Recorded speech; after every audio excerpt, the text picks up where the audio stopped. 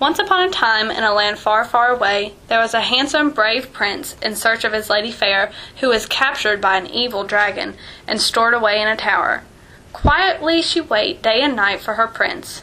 Does this sound familiar? It may seem innocent, but in reality there are gender stereotypes underlying this fairy tale, even in that first sentence. Gender bias, even now, is not a thing of the past. It is still very prevalent in culture, in education, and even young children's first books. While many stories seem innocent enough for children to read, you must critically analyze what the underlying message the books you read to kids may be conveying.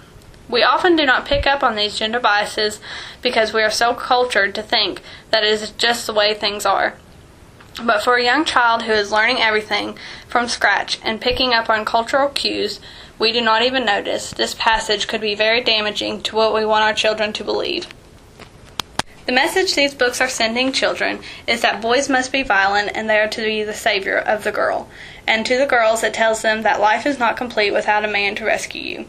It also implies that girls are to be quiet and passive in order to attain a man that is worth waiting for. This, however, even spills over into education. Studies show that girls give the teacher exactly what they ask for, but are rarely willing to take risks in their writing. These biases may be implying limits to the girls that they can be smart, but ultimately their timid behavior and good looks are going to make them more successful in life by finding a husband, getting married, and having children, and thus completing their life. The problem with this picture is that all their plans revolve around a hero to rescue them and sweep them off their feet. Any potential of higher education a girl might strive for is slowed by society's perception of what a girl is to be. The very first exposure they get of this mindset is in a traditional fairy tale book. While girls are limited in their expectations, there is still some concern for the boys' development of literacy. The classic story tells us that boys are not passive who sit around all day, but they are playful and aggressive. How does this affect their learning? Boys are affected because they are expected to be violent and be a savior. So therefore, this type of literature they are attracted to. The only problem with this is that there is no place in the school system for violence. Even if boys read or write violent books, it does not necessarily mean they are violent. This is just a type of literature they are cultured to like. The violence is looked down upon in schools because the general thought is that it encourages violence. However, maybe this is a way for boys to express the instinct they have to fight without being violent.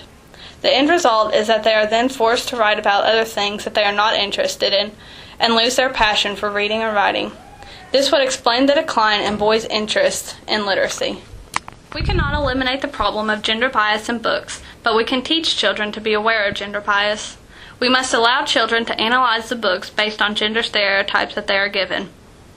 One way of doing this is to ask what they believe the role of each character was and why the author made this certain character play this role. Another way of challenging the accepted gender bias of books is to bring in some books that challenge the role of genders.